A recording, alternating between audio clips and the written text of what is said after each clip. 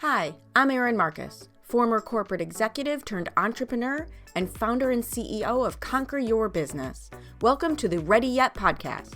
We're excited to bring you more than 100 episodes of interviews and insights designed to help entrepreneurs get the financial and emotional freedom they need in order to build a business and a life they're proud of. All right. And welcome to this episode of the Ready Yet podcast with my guest today, Rocky Lalvani. And Rocky, I got to tell you, one of the reasons I'm excited for this conversation is I talk to 10 to 20 new business owners a week. And you are one of the very, very few, one handful of people who've ever used the same phrase that I use about business. And it's this concept of reverse engineering. And it shocks the heck out of me that more people don't understand that. But I was very excited to talk about that with you previously when we first met and how much that is in your vernacular. So before we get into our conversation, though, why don't you tell everybody who you are, what you do, all the cool things. Sure. So I'm Rocky Lalvani. I run my own business. We're small. I don't want to scale because that takes work and I'm very lazy. I reverse engineered laziness into my business. Phenomenal. And I work with other business owners to help them be lazy and make lots of money and keep it. Because I don't care how much your top line revenue is. I care how much you keep. So I was just having a conversation with one of my clients today. And the conversation's like, look, I don't care, if you're going from 10, 20 million to 100 million, if you're not going to get more money and you're not going to work less, why are we doing this? Right? Like, that's just utter silliness. And I think too often people they chase a vanity metric, which is their top line, and say, oh, I made all this money. And they're like, where is it? And they're like, we don't know. We don't know. Well, and I think there's a big difference between, depending on scaling your business, how you're running your business, all of those things. There's also a big difference where, like, okay, the first year you make a lot of changes and you do a lot of things, you're going to potentially spend more of your top line. But if you stay in that place, right, if there's no plan to improve those numbers, there's a big difference between making an investment to make a leap forward and staying stuck in spending 99.9% of what comes through the door on getting the business to work. Why are they spending so much in their first year? Some people just say, investing in certain strategies. And you it's have to do that intentionally. And it's interesting to me. I'd love to get your take on it, because if you look at a lawyer and let's look at a lawyer, look at a doctor, they don't necessarily expect to make back their entire investment in their education in 1 year or in the year that they make that investment. They don't, but doctors have a proven path. Like, if you're a doctor, you're pretty much going to make a certain number, and it varies by the kind of doctor. Attorneys a little different. Half of attorneys don't even practice law. Whole nother story. So for attorneys, I think you have to be very careful as attorney. I can't tell you how many people have probably spent $150K on law school and are stuck with a massive bill and no way to get out of it. So I think that's the most important thing. As a business owner, how do I grow my business without spending a bunch of money that, unless you're going to get it back, like you have a proven program and you're going to sell? Too often we have all these wild, crazy ideas. We spend money on all the wrong things the first year. Oh, that I don't disagree with you. That I don't disagree with you at all, right? But this goes back to this reverse engineer idea. And I think one of the reasons people spend money on the wrong thing is they haven't done that reverse engineer. They don't know what they're trying to create. They're just trying to do something. Right. But then they also, so I see this a lot with many of my, I don't know what the right word is. A lot of people who do what I do, we're in similar places and we all chat. because they didn't reverse engineer it, or because they don't do the math, even though they're math people like me, they start taking opportunities that, quite frankly, aren't worth it. Like, oh, I got to get revenue, so I'll do this. I'm like, you realize you're working for peanuts now. And And like, say no, because otherwise you're never going to have the time to grow and to build the business the way you want it. and it people don't understand that side of it. And there's a learning curve in the business if you're new to being business owner, and you're going to make mistakes, and that's part of it. I get it.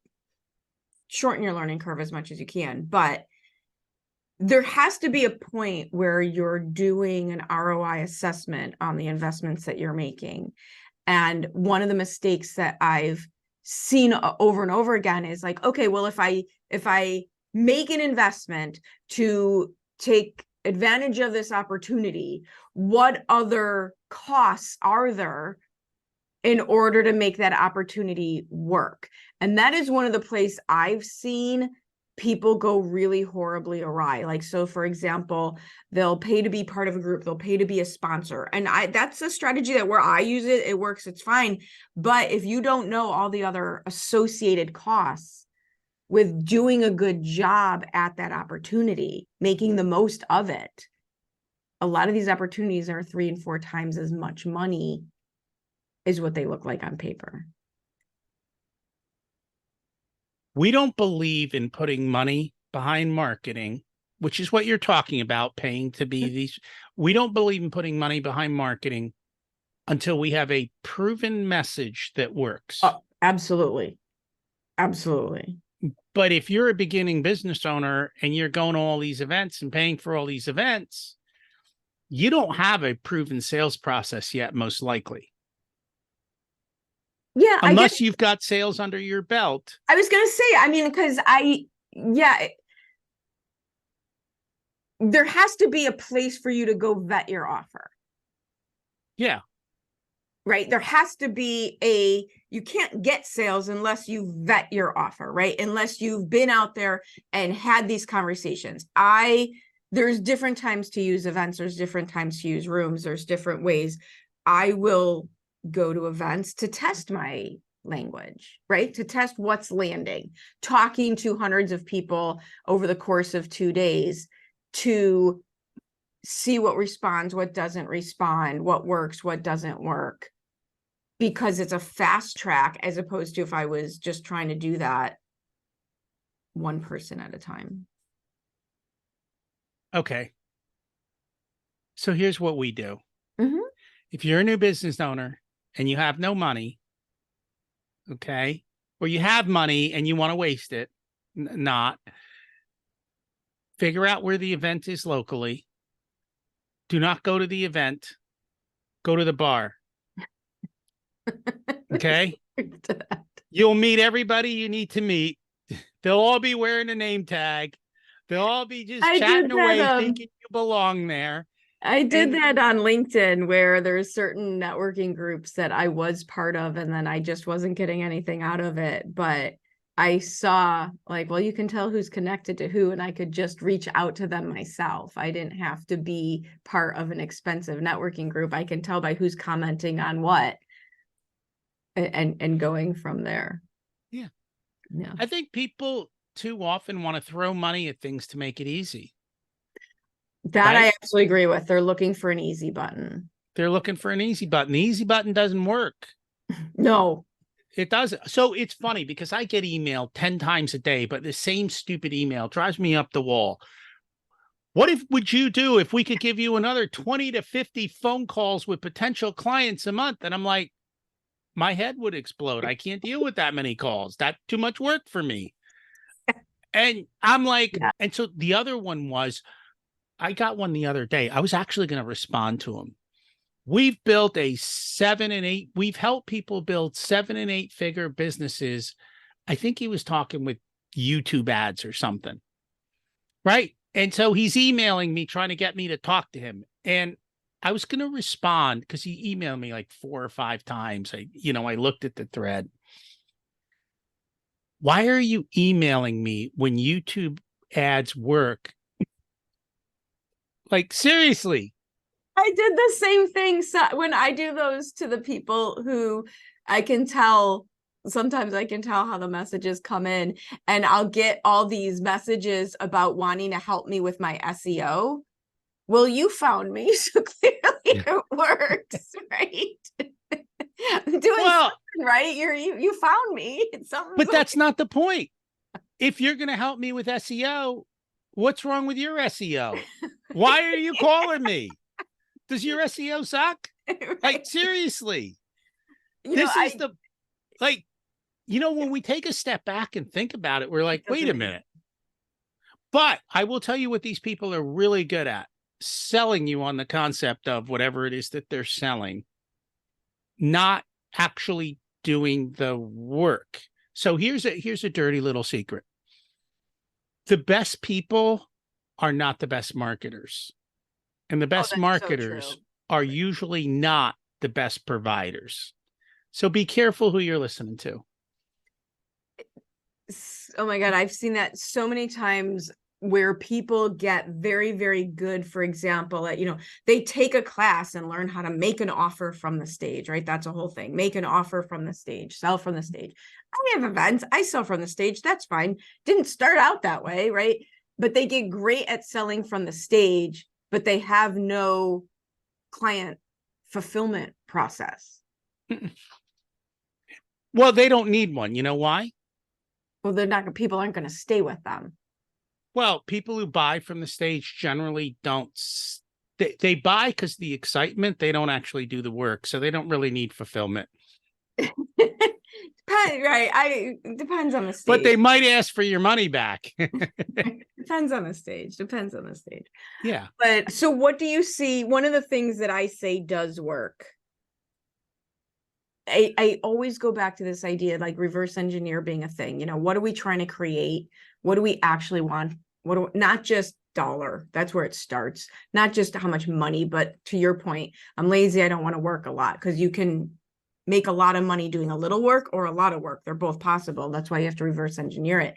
But also connecting as a human before, right? Connect as a human first, connecting interpersonally before you try to scale anything. I think that's one of the things that's really missing in so many people's approach to growing their business, is the understanding that people buy from other people. Well, they're too busy selling their stuff instead of having a conversation. It's funny because sometimes I get the email, do you need a fractional CFO? I'm like, do you even know what I do? Did you read? Did you read? Did you look at it? Did you like? Well, and it's all this AI. It just mass sends things. I have a friend who's got 6 New York Times bestselling books. He's been National Speakers Association Hall of Fame, and he'll get LinkedIn messages and emails about, I could help you write your next book. And like, really? Because I'm pretty sure I'm okay on that front. I get it. I mean, that happens all the time. But so I think too often, though, we get stuck in the hype. Yeah. And you have to learn to turn that off. Honestly, this whole time I'm thinking, one of the simplest ways to do things is to pick up the phone and call people. And yet people don't do it. I was just talking to someone about that. There's a couple people now who all we just do is text or call each other, and it's just so much easier. And those are the closer connections. It's the difference between going to networking events or actually building your personal network. Who's in your phone that you could actually call? Correct. And that's really what matters. And it's, I think, so people don't realize, you go to a networking event, there are 2 purposes in a networking event. One is to serve other people. And 2 is to find people that you want to connect with after the event and set up a coffee or something. It's not to sell at. No, it's not prospecting. Exactly. And too often, I mean, I think it's gotten, well, COVID stopped it all, but people just walking around handing out cards and interrupting people. And it's like, everyone's like, who is that fool?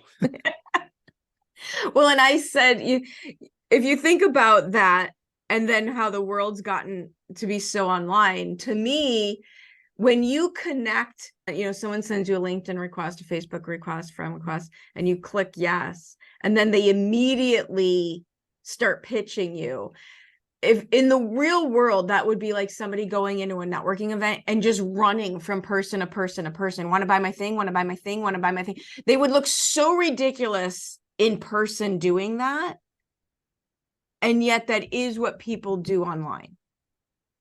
I can usually tell by the request whether or not that's going to happen. Oh, yeah. Yeah. And a lot of times I ignore all those requests because I know that's what the next step is. And so I'm like, yeah, no, thank you. And they think, right, or someone will think, oh, well, if I go like 3 of your posts, now I can friend request. Now I can send you a connection. I don't know that then, who liked right? 3 of my posts. So let's flip it. If this is what everybody's doing wrong, what are some things that they could be doing to get the ball rolling and get to where they want to be? I think you have to figure out, how does it work in your market? And then how can you be different in your market? So that's really the situation. So the first thing is, who is your ideal client? Too often we go by demographics. I don't go by demographics. I go more by psychographics. I'm looking for people who behave a certain way. Yeah. Because those are better clients for me, because I want them to behave in the way that I want to deal with people and the kind of people I want to work with. Where are they hanging out? And then how do you start to build a relationship and give value? And then over time, things will happen. But it takes a lot of time. So I think, for people starting out, I tell people it takes 3 years to build a business. You don't have a 3-year runway or a 3-year glide path or the financials to get that far, you're not going to make it. I think too often people think that they're going to be up and running and fully functional in 90 days. Well, Instagram would have you believe you could be a millionaire your first year in business. Yeah, well, no, Instagram has you believing you could have $1 million in sales in your first year of business. I know those people, and they are correct. I can show you how to get $1 million in sales on Instagram this year.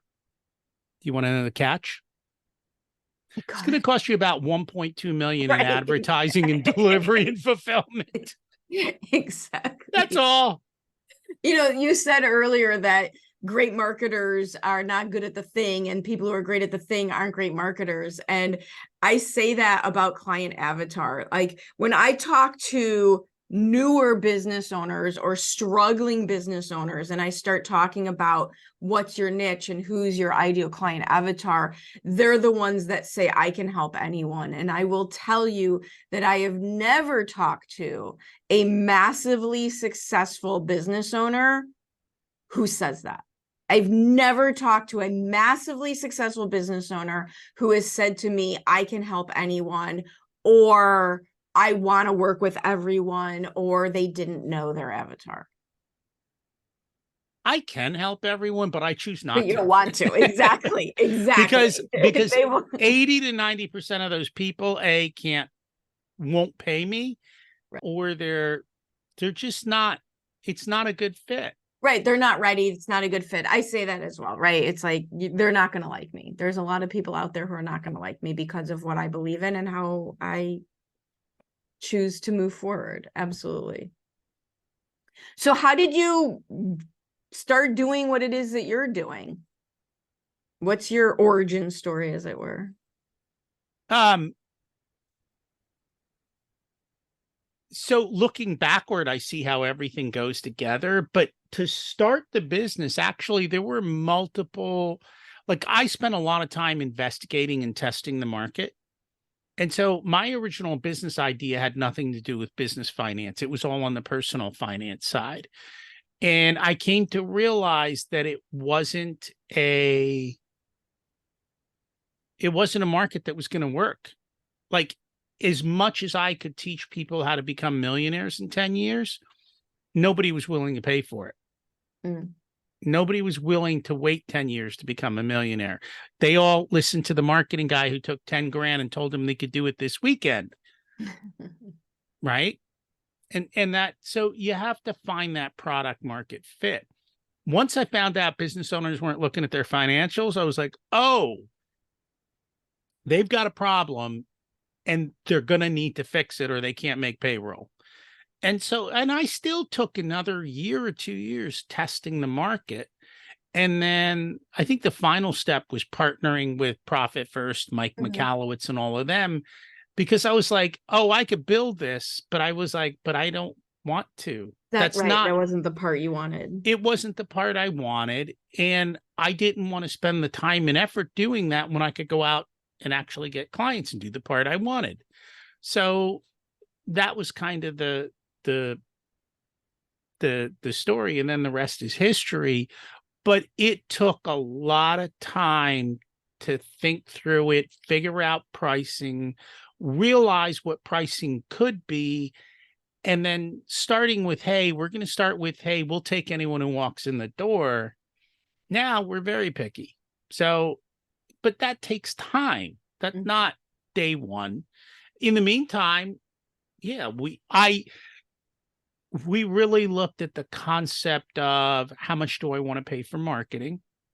And I was told, if you build your marketing program on somebody else's system, program, advertising, you will always be stuck on that. Totally.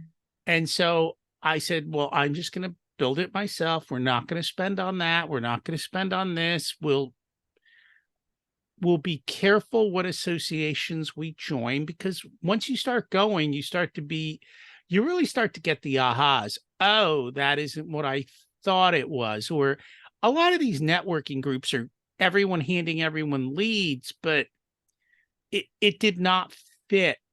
It didn't fit my business and it didn't fit my values. Like, I'm not going to hand a lead to a real estate agent because they're in my group when I know 5 better real estate agents, because now that's ruining my brand. Totally agree with you. Yeah. So it was just taking the time, testing, failing, trying. You got to keep showing up, but it does take time to build. And I think that's what people don't realize. And I think it's interesting because I see the problem on the flip side also. Number one, I think you're right. People don't understand the amount of time it takes to actually build something of value. But on the flip side, I also watch people staying stuck. Right? You talk about, you did the market research, you tested the market, you did all these things in order to keep moving forward. And on the flip side, that takes a while. And also I watch people not do that work. Just, what is that definition of insanity, doing the same thing and expecting a different outcome. Most people don't take action. I agree. It's just the reality of it. And you'll see that a lot with relatively new business owners. They're just stuck in their own way. Or they take action, and I say they take X amount of action because they started a business, and so they knew they were going to be nervous. So the first year they expect to be nervous, so they take a bunch of action, but then that becomes their new comfort zone. But it's not real action. So they buy business cards. They spend hours figuring out the business card. They go to 2 networking groups. They spend all this money buying a website that they don't even know the messaging for, right? And then, of course, we need a nice office because everyone's going to buy from me because I have a nice office and a nice car or whatever it is. Go out and get sales, people. Right. Yeah. First, you have to learn how to make money in order to learn how to manage it. But if you can't even make money, you get stuck at the first step. Yeah. So what else? So taking the action, let's shorten some people's learning curves. What's something that you tried that just didn't work? One of my big things is like, if you just don't do what I did over here, you'll already be ahead of the game. Well, I mean, no offense to the group, but I went to the chamber. You joined the chamber. Well, the only people at the chamber were salespeople and people either too big or too small for me. It wasn't the right It wasn't place. the right fit. Yeah. And even some of the other networking groups I would join, I'm like, this is sometimes you know immediately, but sometimes it would take a while to go, wait a minute, this isn't the right fit. So And what do you have in place to figure that out? Like, what do I know what I do. What do you use besides gut instinct to? I think in the beginning, you're running around everywhere. You start weeding things out. I think for a lot of business owners, you just got to go through the weed out. Or if you know who your avatar is and you're crystal clear on that, then just go hang out where they're at. I mean, it's that simple. And it becomes more enjoyable. Yeah, but I think a lot of times people don't always know who their avatar is. So let's just say you're a marketing agency. You don't know who you're really going to connect with business wise, right? Sometimes it's accidental. Maybe you somehow become the marketer for attorneys, but that was because of luck and happenstance. And once you start building that, it grows. But in the beginning, I think it's a little bit hard. But if you've already got expertise, so in other words, let's say your spouse is an attorney. Well, now you have an into a market and you're getting invited to parties, which is where you're networking. Like I always say use your natural credentials. I left corporate with a fancy title in financial services. So I could use that credential to open doors just, an easy bit faster than if I didn't have the credential. You have to figure out what works for you. And I think in the beginning, it's a lot of testing and seeing what works. Or do the other thing. Look at people who are successful in that industry and go see where they're hanging out. Like there are shortcuts. Going to conferences and events, the right conferences, the right events where those people are hanging out works. I think I know in the beginning I went to, it's not that I went to the wrong conferences. It's that I probably didn't know better. Sure. And the other thing is I think people too often rely on social media. Nobody buys, most people don't buy most business services from social media. If you've got a social media product, great. But again, if you don't know how to build out that ad that converts and sells, social media is not going to work for you. And I'm a big fan of using it as a re-engagement tool, not a meet new people and sales funnel. I think it's so much easier as that credential. People you meet out in the real world, right, who may or may not be ready, you can easily re-engage and stay top of mind with people that you've already met elsewhere. I've not really used it very intentionally to grow my audience. No, and I think that's where a lot of people get it wrong. They start posting a lot of stuff on social media. The only people following you on social media are your friends, and they're probably not your clients. So that's the problem. I had that. I've frustrated a lot of people who tell me they're going to build a course, right? Oh, I'm going to create a course. And I'll say to them, okay, they're going to sell it online. I'm like, great. How many followers do you have? And they have like 11 and 6 of them are cousins. I'm like, well, then I don't think you're ready to try to sell something online. No, that is correct. I think people think it's a lot easier than it is. If it was easy, we'd all be. I said that the rest of you would all be millionaires. Right. If it was easy, everyone would be doing it and being successful at it. Absolutely. Awesome. Awesome. So if people want to continue this conversation and learn more about how you can help them and learn more about your approach to things, how do they find you? What's the best way to reach out? Honestly, my podcast, Profit Answer Man, we share everything we do for our clients. We bring on success stories. We show you how to do everything. We give it all away. You can do it yourself. And a lot of people choose not to, and then they hire us. But at least you know what we do and how we do it. So wherever you're listening to podcasts, you'll find us. Perfect. Profit Answer Man. Profit Answer Man. See, Oh. that was good SEO, wasn't it? That was very good. It'll be on our website. You'll get the backlinks, the whole 9 yards. Yes, absolutely. But before they do that, can they do me a favor? Yeah, absolutely. Well, if they like you, Erin, can they hit the like button for you? That would be magnificent. We Yeah, and then they could share it too, right? They must share know somebody ours. who needs to hear this conversation. Like, Yeah. how about a little love here? Well, and also what I really want to point out, because you and I have kind of been making light and giving a hard time to people who are doing everything wrong. And it really is because the way to do it right doesn't have to be hard. If it's hard, I'm not doing it. Right. I mean, I and that's what I think is so hard to get through to people is it doesn't have to be complicated. It's People all make it possible. hard. We make it so hard.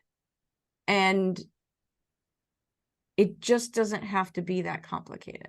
You're going to have to take some action. You're going to have to learn some things, but it doesn't have to be hard. No. No. Love it. Awesome. Well, thank you for your time and your information and your energy and your effort and all the things you know.